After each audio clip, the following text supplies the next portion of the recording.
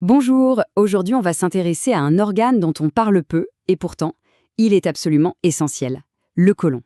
On a tendance à le voir juste comme la fin du parcours digestif, une sorte de sortie de secours, mais en réalité, c'est bien plus que ça. C'est une véritable plaque tournante pour notre santé. Allez, c'est parti, on va voir ce qui se passe à l'intérieur. On se demande souvent ce que notre corps absorbe, comment il se nourrit, mais la vraie question c'est peut-être que deviennent les restes, tout ce qui n'a pas été digéré avant. Eh bien, c'est exactement là que notre histoire commence, au début de la toute dernière étape de la digestion. Et pour se mettre dans le bain, un chiffre, 1,50 m. Oui, oui, 1,5 m. C'est la longueur moyenne du côlon bien replié à l'intérieur de notre abdomen. C'est juste énorme. Et comme on va le voir, chaque centimètre compte. Alors concrètement, le côlon, qu'on appelle aussi le gros intestin, c'est la toute dernière partie du tube digestif. Imaginez un peu, il forme une sorte de cadre tout autour de l'intestin grêle qui est au centre. C'est là que tout se joue en fin de parcours. Ce qui va être rejeté, bien sûr, mais aussi ce qui va être récupéré in extremis. Pour bien comprendre son anatomie, le plus simple, c'est de l'imaginer comme un voyage, un parcours en 5 grandes étapes. On va simplement suivre le chemin des résidus alimentaires à travers ce qu'on appelle le cadre côlique. C'est un vrai parcours de transformation. En route. Voilà notre feuille de route. Ça commence par le sécom, puis ça monte avec le côlon ascendant, ça traverse avec le côlon transverse, ça redescend et ça finit avec une petite courbe, le sigmoïde. Mais attention, ce n'est pas juste un chemin. À chaque étape, la matière se transforme. On va regarder ça de plus près. Donc tout commence ici, dans le sécom, situé en bas à droite de l'abdomen. C'est la porte d'entrée. C'est là que l'intestin grêle déverse d'eau qui n'a pas été absorbée. Une sorte de soupe encore très liquide. Le voyage peut commencer. À partir de là, le trajet prend de la hauteur.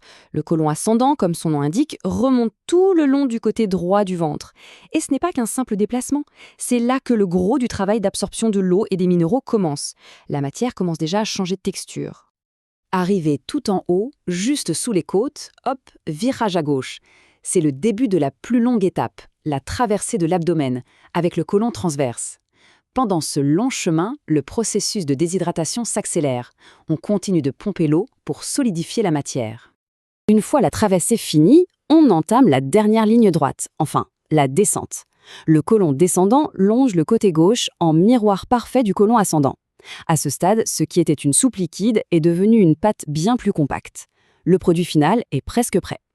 Et pour finir, juste avant la sortie, il y a cette fameuse courbe en forme de S. C'est le côlon sigmoïde. On peut le voir comme une sorte de jaune de stockage, la salle d'attente juste avant l'évacuation via le rectum.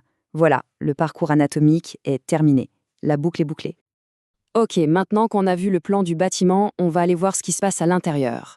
Parce que le côlon, ce n'est pas juste un tuyau, non, c'est une véritable usine biochimique ultra perfectionnée. Et ce qui s'y passe est juste fascinant. En gros, cette usine a 4 missions principales.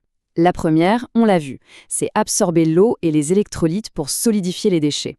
La deuxième, c'est de former et de stocker les sels. Mais les 2 dernières sont peut-être les plus incroyables, la fermentation des fibres et la production de vitamines. Une vraie petite merveille. Et ce mot fermentation, c'est vraiment là que la magie opère. Il faut savoir que le côlon abrite des milliards et des milliards de bactéries.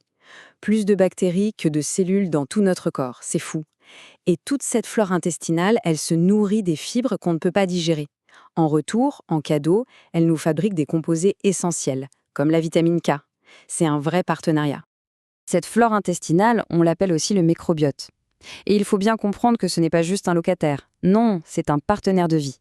Un écosystème à part entière qui vit en symbiose avec nous. Son équilibre est absolument fondamental pour notre santé en général. Et l'un de ses rôles les plus fous, c'est son impact sur notre immunité.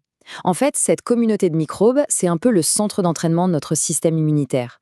Elle l'éduque, elle l'aide à faire la différence entre les amis et les ennemis. Bref, une flore intestinale en bonne santé, c'est la garantie de défense immunitaire solide. Donc, au final, on voit bien que le côlon, c'est bien plus que la fin de la digestion.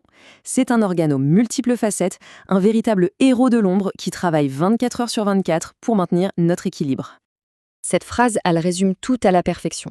Il termine la digestion en récupérant l'eau, il fabrique et stocke les sels, et surtout, il abrite cet écosystème de bactéries qui est juste vital pour nous. 3 piliers de notre santé, tous réunis au même endroit. Tout ça nous amène à une dernière question, une question de fond. En comprenant à quel point le rôle du côlon et de sa flore est central, on se rend compte que leur bien-être est directement lié au nôtre.